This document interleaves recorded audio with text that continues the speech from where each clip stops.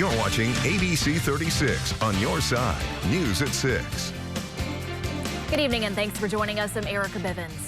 Tragedy once again hitting Kentucky. The Scott County Sheriff's Office is mourning the loss of one of their own. Deputy Caleb Conley was shot during a routine traffic stop last night. He was taken to the hospital where he later died. The man accused of killing him has been arrested and charged with murder. We'll have more on the suspect in a moment. But first, a procession taking place this morning for Deputy Conley. We begin our ABC 36 team coverage with Justin Walker, who joins us live from Cynthiana tonight. And Justin, it was quite the turnout today. It's been a very heartbreaking 24 hours for the Scott County Sheriff's Office, for law enforcement, really for the entire state after Conley was shot and killed last night. And as that police procession made its way here to Cynthiana, people were understandably emotional for that life taken far too soon. Because I have children. This is someone's son, someone's father, and he was doing the right thing. He's trying to protect all of us. From Frankfort to Cynthiana, hundreds lined the streets paying respects to Scott County Sheriff's Deputy Caleb Conley. Conley was shot and killed Monday night on Interstate 75 during a routine traffic stop. He later died at the hospital. Conley leaves behind a family. Beautiful thing. It's a beautiful tribute. It means a lot that there are so many people who still want the right way of life. Conley served in the Scott County Sheriff's Office for 4 years.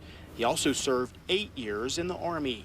Patsy Custard of Cynthiana coming out to pay her respects to the fallen officer and the law enforcement community. I'm glad to be out here to show that I support his grandmother and his family and all of the people of Cynthiana. And just God be with this family, especially his wife and his little kids.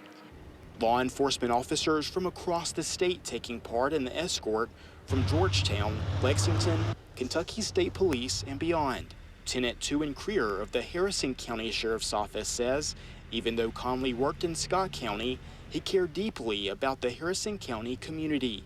He says Conley was heavily involved in the lives of young children there.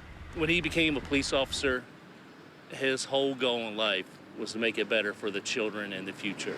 So, and I know that he's going to be greatly missed by both communities. A huge American flag draped over the highway near downtown Cynthiana, honoring the officer in blue. Now, the Sheriff's Office says that a fund has been set up in Conley's memory. You can make a donation at any Whitaker bank to the Deputy Caleb Conley Memorial Fund. Now, a GoFundMe for that memorial fund has also been created. You can find all of that information on our website, WTVQ.com. I'm live in Cynthiana. Justin Walker, ABC 36 on your side.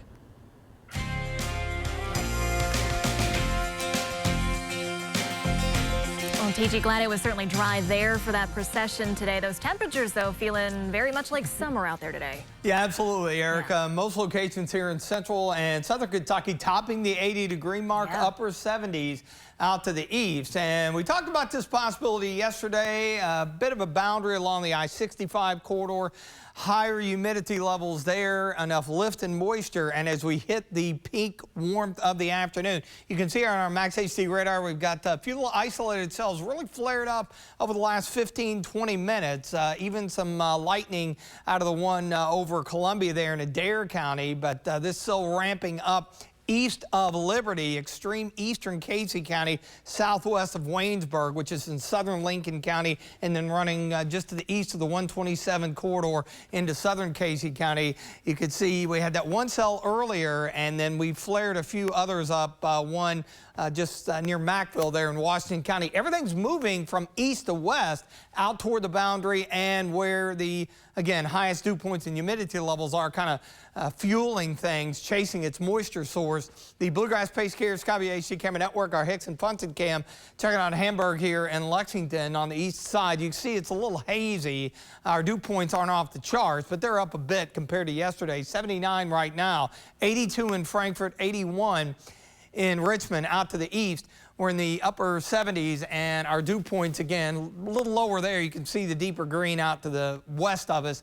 Looking good tomorrow. We're going to make a run into the low 80s without the isolated thunderstorm chances. A little bit of a cool down, still feeling pretty good later in the week behind a frontal boundary. More on that in your 7-day coming up.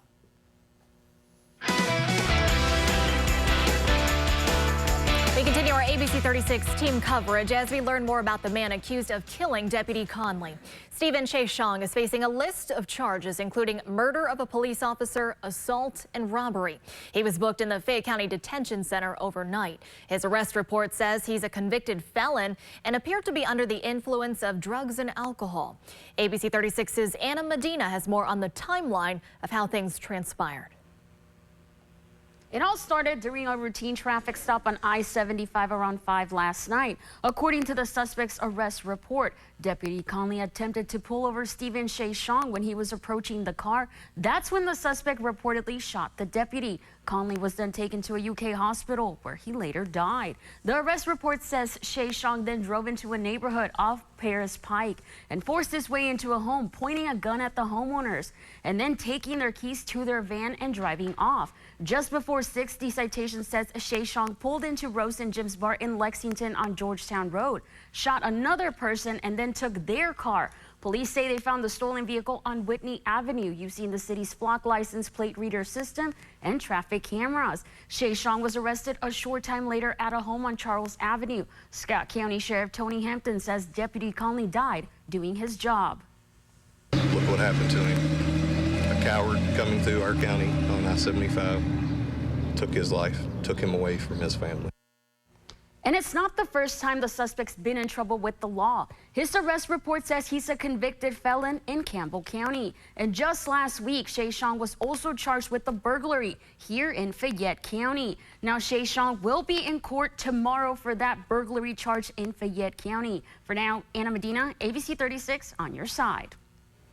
You can read more about the charges as well as condolences that continue to pour in for Deputy Conley and a GoFundMe that's now been set up for his family. All of that on our website, WTVQ.com.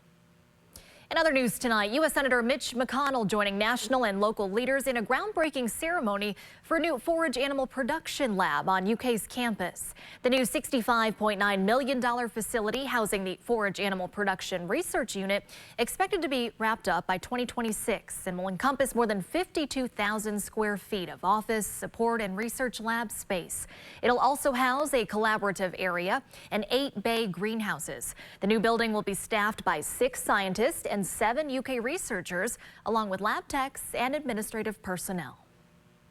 Still ahead, remembering Kentucky basketball legend Cotton Nash, who's passed away.